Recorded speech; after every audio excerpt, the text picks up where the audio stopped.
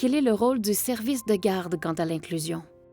Je perçois le rôle du service de garde dans l'accueil d'enfants à besoins particuliers vraiment comme notre mission. En fait, je pense qu'il faut que ça fasse partie de nos valeurs. Il faut que toutes nos pratiques découlent de cette mission et de cette valeur-là.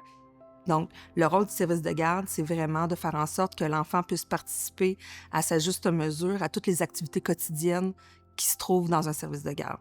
Donc, à ce niveau-là, c'est certain que les attentes que j'ai comme service de garde, c'est des attentes face à cet enfant-là et non pas face à on sait qu'il y a un enjeu dans telle sphère du développement et moi, j'aimerais donc qu'il rattrape son retard, pour parler avec des termes un peu fréquents. Mais c'est pas du tout nécessaire comme service de garde de se mettre cette pression-là. C'est bien plus que l'enfant puisse... Il a du plaisir, il est heureux d'aller là tous les jours, il découvre des nouvelles choses. À la fin d'1 mois, 2 mois, il a appris plein de choses dans toutes les sphères de développement auxquelles on peut penser. C'est parfait. Peu importe le petit pas ou le pas de géant, c'est pas l'important, c'est simplement que ça se poursuive. Et quel rôle peut jouer le parent? Parce que je trouve que c'est important en tant que parent de s'inclure aussi. Oui, les gens, ils ont des peurs, ils ont des craintes à avoir cet enfant-là, mais ils ouvrent aussi la porte. Ils sont prêts à essayer, mais ça prend aussi le support, le soutien, la collaboration. Qu'est-ce que l'approche inclusive? L'approche inclusive en service de garde éducatif, pour moi, c'est la suite logique ou la continuité de l'approche éducative qui est préconisée en petite enfance, qui est mise de l'avant par le ministère de la Famille et que le personnel des services de garde a l'habitude d'utiliser. C'est-à-dire qu'on met en place, on offre des expériences ou des opportunités, mais en considérant les besoins des enfants qui sont dans le groupe et en tentant, dans la mesure du possible, de respecter leur rythme puis les particularités de chacun. En fait, l'inclusion en service de garde éducatif des enfants qui présentent un besoin de soutien particulier, pour moi, c'est l'inclusion d'un enfant en service de garde tout court. Et l'avantage de ça, c'est que comme on a une lunette de besoin, on les accueille tous. Nous, comme adultes, on a tous des besoins, les enfants de la même façon. Puis oui, on a chacun nos particularités, eux aussi. Donc, c'est de la même façon qu'on va procéder en regardant, on a un enfant devant nous. On n'a pas un diagnostic, on n'a pas un problème. Donc, on l'accueille. Puis nous, comme adultes, comme environnement de service de garde, comme intervenants, on va s'adapter comme parents à l'enfant. En fait, pour développer une approche qui est inclusive, des gens partant, ça dépend toujours des situations. Il y a des services de garde que les cas des enfants à besoins particuliers pop-up, comme des petits pop-corn qui arrivent dans les services de garde. On se rend compte parce qu'ils grandissent là. À ce moment-là, on peut adapter au fur et à mesure l'environnement, collaborer avec les parents, leur demander un petit peu comment ça fonctionne à la maison, etc. Puis il y a déjà un lien de confiance souvent qui est établi avec le parent.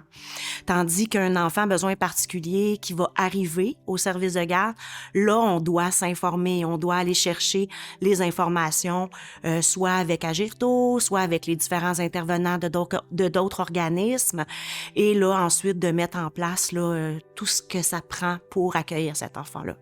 L'approche inclusive en service de garde, au niveau de l'enfant, c'est lui donner la possibilité de jouer son rôle d'enfant. Un enfant... ça aime jouer. Un enfant, il va manger, il va dormir ou pas, des fois. Il va rire, il va pleurer comme les autres enfants. Donc, l'approche inclusive, c'est permettre à cet enfant-là de jouer son rôle pleinement. Avez-vous des exemples de démarches d'équipe pour favoriser l'inclusion? Pour vraiment favoriser les pratiques inclusives, je pense que c'est important, nous, dès l'embauche, dès que je fais une entrevue avec une personne, je parle de nos valeurs inclusives. Il faut vraiment que tout le monde se sente concerné, que tout le monde sente qu'ils ont la responsabilité d'accueillir ces familles, ces enfants-là. Je pense aussi qu'au niveau organisationnel, il faut prévoir des lieux pour être sûr que ça se passe bien. Ça prend des rencontres avec les parents, ça prend des lieux d'échange aussi avec le personnel pour pouvoir bien répondre aux besoins des familles. On fait former aussi les éducatrices le plus possible là, dès leur arrivée en CPE pour s'assurer que toute l'équipe est à peu près au même niveau, au niveau de l'inclusion. À chaque début d'année, à l'automne, on fait une rencontre valeur qu'on appelle pour tous les nouveaux membres du personnel du CPE, où sont vraiment présentées toutes nos politiques dans la politique d'inclusion, où on transmet nos valeurs, où on parle de nos partenaires, pour être bien certain que tous les membres de l'équipe sont vraiment bien informés de nos pratiques, de nos valeurs et du fait que pour nous, accueillir des enfants à besoins particuliers, là, c'est vraiment primordial. Les moyens qu'on met en place pour favoriser l'inclusion, puis que ça soit en fait facile pour les éducatrices, qu'elles ne voient pas ça comme une surcharge de travail, c'est énormément de discussions, énormément de communication.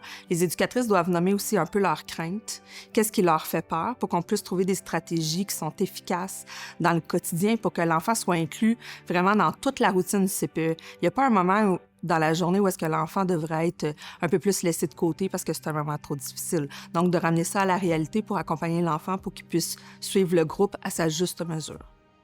À quoi peut servir une politique d'inclusion? Donc, dans les dernières années, on a repris la politique d'inclusion.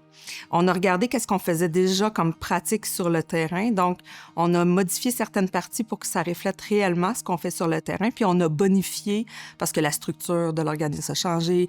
Il y a des nouvelles personnes qui sont rentrées aussi. On a fait l'ajout de certaines personnes de soutien. Donc, on a modifié la politique d'inclusion pour que réellement, ça soit un document qu'on se serve au quotidien.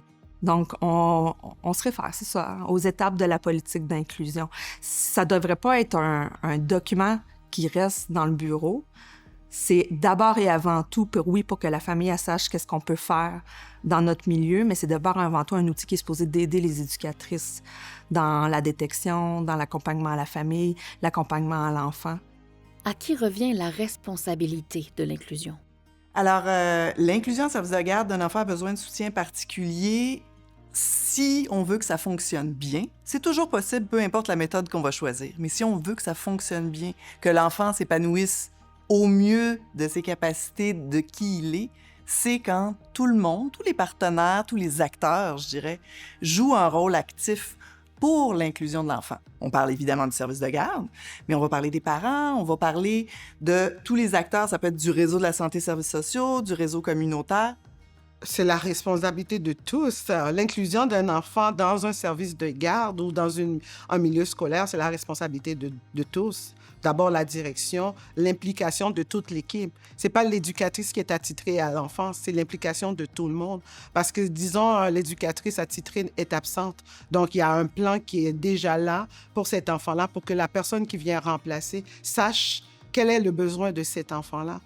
Quelles sont les retombées de l'inclusion? Les retombées que ça a eu, c'est que ça m'a permis de souffler un peu en tant que maman, de prendre un petit peu de temps pour moi, ne serait-ce que le temps qui est à la garderie, faire d'autres choses. Tu sais, ça m'a permis d'avoir un certain équilibre, d'être plus disponible après pour mon enfant. Un exemple plus concret, ce matin, il y avait un enfant qui jouait avec un jeu de train. Puis c'est un enfant qui aime beaucoup les trains. Puis quand il a vu que l'autre jouait, il s'est approché tranquillement, il l'a observé. Puis il est allé près, puis il a dit « Allô! » Fait que déjà, c'est un enfant qui parlait pas du tout. Puis là, je commence à entendre des petits mots, puis je commence à avoir des comportements vers les autres. Puis ça part de quand il jouait seul, puis quelqu'un se joignait à lui. C'était de moi aussi de l'accompagner là-dedans en faisant le signe de dire allô à son ami. Puis souvent, ça venait comme juste un regard, puis ça repartait. Mais là, de voir qu'il intègre des apprentissages que j'ai travaillé avec lui, bien, c'est sûr que ça me remplit de fierté de voir ça. Une des retombées les plus importantes, je pense, c'est le sentiment d'appartenance qu'il a développé à son milieu de garde. Il y a 4 ans et demi maintenant, puis il est là depuis qu'il a 1 an. Donc, il parle du CPE avec beaucoup d'enthousiasme. Toutes les personnes qui sont dans le CPE, au-delà des enfants de son groupe, font partie de son univers, que ce soit même le personnel de soutien, la direction. Donc, on sent que c'est un milieu dans lequel il s'épanouit, puis dans lequel il sent qu'il peut contribuer aussi. Même l'enfant qui a un besoin, on l'implique, lui aussi peut offrir son aide à d'autres enfants.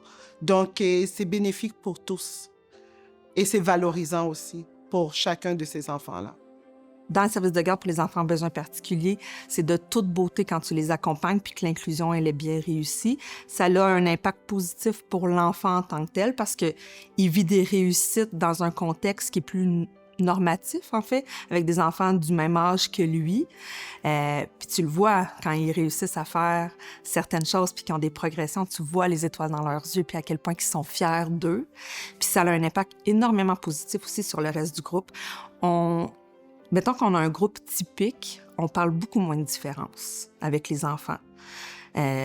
Puis pourtant, chaque enfant est différent. Même nous, les adultes, on a tous des besoins différents. Quand tu as un enfant a un besoin particulier dans ton groupe, on dirait que le sujet il est plus naturel puis il vient plus de soi. Puis après ça, tu vois les autres enfants qui vont commencer à parler des différences aussi entre eux, pas juste envers l'enfant. Et ça développe énormément la tolérance de tous les autres enfants du groupe.